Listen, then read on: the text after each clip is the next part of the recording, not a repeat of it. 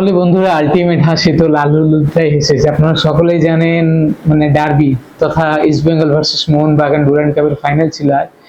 কারণ শেষ মুহূর্ত পর্যন্ত যা আপডেট এসে পৌঁছে মানে খেলাই মুহূর্তে শেষ হয়ে যাচ্ছে। আপনারা যে সময় ভিডিওটা দেখেন 4-1 গোলে ইস্ট বেঙ্গল জিতে গেছে। বুঝতেই পারছেন ডার্বির যে দীর্ঘদিনের যে লড়াই, ইস্ট বেঙ্গল বেটার না মোহনবাগান বেটার, সেই পর্যায়ে সেই আলোচনায় আমরা যদি ডিবেট করতে যাই, সেই ডিবেট আজ অব্দি শেষ হয় না। কিন্তু আজকের প্রতিযোগিতা ডুরান্ড কাপের ফাইনালে দুটি দলই সেরা দল ছিল, তার জন্য তারা মুখোমুখি হয়েছে ফাইনালে। কিন্তু শেষ হাসি হেসেছে ইস্ট বেঙ্গল। যে সকল ইস্ট বেঙ্গল ফ্যানরা আছে তারা অতি অবশ্যই এটাকে নিয়ে উচ্ছ্বাস করবে।